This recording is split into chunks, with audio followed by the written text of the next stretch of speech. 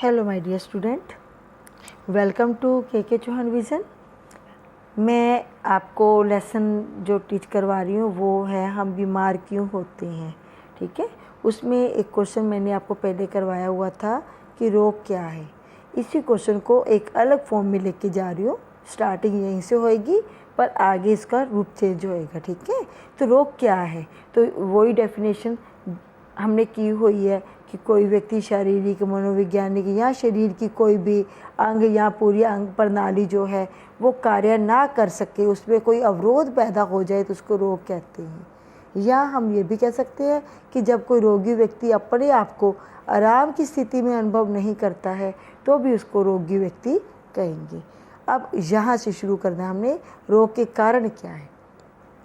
तो 3 कारण हो सकते हैं रोग के। वैसे तो बहुत सारे कारण है पर हम 3 मेन लेके चलते हैं कि एक तो पौष्टिक तत्वों की कमी। तो हम जानते हैं कि हमें हमेशा संतुलित बैलेंस्ड भोजन है, संतुलित डाइट लेनी चाहिए। ठीक है, तो जब हमारे भोजन में पौष्टिक तत्वों की कमी हो जाए या फिर उनकी अधिकता हो जाए तो रोग हो जाते हैं। जैसे ग्वाइटर हो गया, गलगंड, ये इसमें गला फूल जाता है। ठीक है, तो ये आयोडीन की, जब आयोडीन क्या एक मिनरल है ना, तो आयोडीन की कमी के कारण ये वाला रोग हमारे होता है। बेरी विटामिन बी की कमी से ये रोग हो जाता है। ठीक है, और मोटापा पता ही है कि जब हमारे फूड में फैट ज़्यादा होएगी और एक्सरसाइज नहीं होएगी तो हो जाएगा। इसके अलावा कुछ रोग जो है वो संक्रमण से भी फैलते हैं, इन्फेक्शन से हो जाते हैं। जैसे हैजा, इसको हम कोलेरा बोलते हैं, तपेदिक, ठीक है, जैसे इसको जो ट्यूबरकुलोसिस जो है, ठीक है, मीज़ल्स, खसरा, ये सभी वायरस से, बैक्टीरिया से, ठीक है, इनसे होने वाले रोग है। एक बीमार आदमी से दूसरे तक चले जाते हैं। ठीक है, ये हमेशा इन्फेक्शन एक जगह से दूसरी जगह तक जाएगी, चाहे वो पोल्यूटेड वाटर हो, चाहे फूड हो, तो ऐसे हमारे तक आएंगे। तीसरा जो है बिना संक्रमण के भी कुछ रोग होते हैं, जैसे हृदय रोग है, जैसे हार्ट डिजीज़ है, किसी को ब्लड प्रेशर हो गया है, किसी का हार्ट फेल हो गया है, किसी के गुर्दे फेल हो गए हैं, किडनीज फेल हो गई हैं, या किसी का लीवर जो है, पित्ताशय जो है, गॉल ब्लैडर जो है उसमें पथरी आ गई है, स्टोन आ गया है, या किडनी में स्टोन आ गया है, या शुगर की बीमारी है, तो ऐसे व्यक्ति के पास अगर हम जाते हैं तो हमें संक्रमण नहीं होगा, कोई इन्फेक्शन नहीं होगी। तो ये रोग जो हैं उस व्यक्ति के साथ ही रहते हैं, इन्फेक्शन नहीं होती है। ठीक है, यहाँ तक तो मेरे को लगता है कि पहले भी हमारा होया हुआ है क्वेश्चन ये तो अब आगे इसको करते हैं, हम थोड़ा चलते हैं, क्वेश्चन को तो बढ़ाते हैं। क्वेश्चन है कि संक्रमित रोग कौन कौन से, अभी मैंने बताया। ठीक है, असंक्रमित रोग कौन कौन से हैं आप। ठीक है, संक्रमित रोग मैंने बताया आपको कि जैसे कोलेरा हो गया, जैसे हैजा हो गया, जैसे तपेदिक हो गया, ये एक बीमार आदमी से दूसरे तक पहुंचते हैं।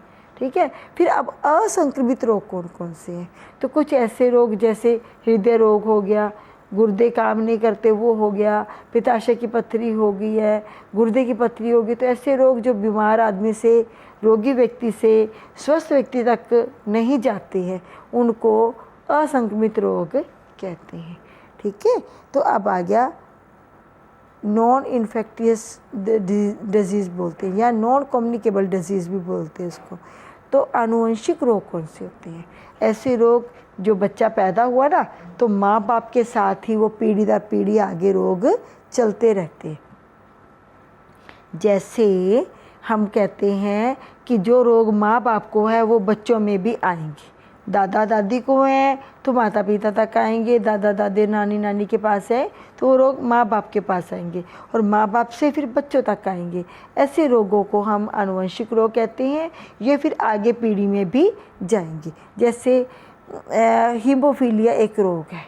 ठीक है, इसमें जो है हीमोफीलिया एक ऐसी बीमारी है जिससे चोट लग जाए ना अगर, तो उसमें व्यक्ति जहाँ चोट लगी ना, आपके देखो चोट लग जाए तो कुछ देर बाद ब्लड निकलना अपने आप बंद हो जाता है। अगर आप गहरी चोट नहीं है, पट्टी भी नहीं बांधो, तो थोड़ी देर बाद अपने आप ब्लड रुक जाएगा। तो वो अपने आप ब्लड में ये एक गुण होता है कि ब्लड को जमा देता है, उसको कहते हैं ब्लड क्लोटिंग। ठीक है, ब्लड क्लोटिंग बोलते हैं इसको।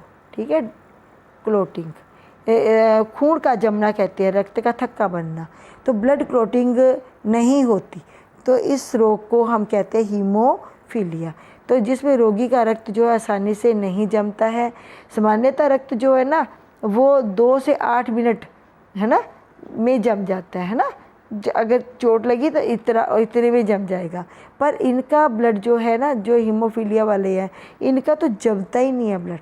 ठीक है, ठीक है, ये जमता ही नहीं है ब्लड इनका। और जो हीमोफीलिया का रोग है, छोटी सी भी चोट इसको लगे तो उसके घाव से लगातार रक्त बहता रहता है, और रक्त बहने के कारण, बहते रहने के कारण उसके शरीर में रक्त की कमी हो जाती है और व्यक्ति मर जाता है। ठीक है, इसी प्रकार का एक तो चाहिए, आप ये एग्जाम्पल दे दो, एक भी बहुत है। अगर आप चाहते हो कि 2 एग्जाम्पल देने हैं तो दूसरा एग्जाम्पल ये दे सकते हो कि दूसरा रोग जो है इसको बोलते हैं, हिंदी में बोलते हैं दांतर कोशिका अरक्तता। ठीक है, इसको सिकल सेल अनीमिया कहते हैं। वैसे ये लाल रक्त कणिकाएँ जो होती है ना वो गोल होती हैं। ठीक है, ओवल शेप की या यूँ कह लो ऐसी होती हैं। ठीक है, तो इसमें जो ये बीमारी जब आती है ना तो ये भी पीढ़ी दर पीढ़ी चलती है। ठीक है, इस बीमारी में जो लाल रक्त कणिकाएँ हैं ना, जो RBC हैं, उनका जो आकार है ना वो ऐसा गोल नहीं रहता है। ठीक है, तो अब इसको पढ़ते हैं हम लोग क्या लिखा हुआ है। तो सिकल सेल अनीमिया यह एक ऐसे व्यक्तियों में रोग होता है, ऐसे व्यक्तियों में होता है जिसमें रक्त की लाल रक्त कणिकाएँ जो हैं, कोशिकाएँ जो हैं, वो उनमें दोषपूर्ण हीमोग्लोबिन पाया जाता है। ये कोशिकाएँ हंसिया के आकार की, मीन्स ऐसी आकार की बन जाती हैं। ठीक है, अब ऐसे आकार की ये कोशिका बन गई तो इसमें जो हीमोग्लोबिन है उसकी मात्रा भी तो कम होगी ना। कम मात्रा होगी, हीमोग्लोबिन क्या करता है, हीमोग्लोबिन ऐसे लिख दूँ, हीमोग्लोबिन जो है ना वो ऑक्सीजन को लेके हमारे लंग्स से ऑक्सीजन को लेता है और हमारे शरीर की सभी कोशिकाओं तक जाता है। अब देखो, अगर तो ऐसा आकार होता इसका RBC का तो इसमें हीमोग्लोबिन की मात्रा कितनी होनी थी, ज़्यादा होनी थी, तो ज़्यादा ऑक्सीजन को लेके जा सकता था वो। ठीक है, एक रक्त कोशिका, और कितनी रक्त कोशिकाएँ होती हैं, और ये अगर ऐसी कोशिकाएँ हो जाएंगी तो इसमें हीमोग्लोबिन की मात्रा कम है तो कम ऑक्सीजन को लेके जाएगा। जब ऑक्सीजन को कम लेके जाएगा हीमोग्लोबिन इस प्रकार की कोशिका होने के कारण, तो ऑक्सीजन कम जाएगी शरीर में ऑक्सीजन कम जाएगी तो भोजन का ऑक्सीकरण भी कम होगा, भोजन का ऑक्सीकरण कम होगा तो ऊर्जा कम बनेगी, ऊर्जा कम बनेगी तो काम होएगा नहीं व्यक्ति से, वो थका थका रहेगा, कमजोरी फील करेगा। ठीक है, तो ये भी एक जो है आनुवंशिक रोग है, सिकल सेल अनीमिया। अब इसको पढ़ते हैं। यह ऐसे रोग व्यक्तियों में होता है जिनके रक्त की लाल रुधिर कोशिकाओं में दोषपूर्ण हीमोग्लोबिन पाया जाता है।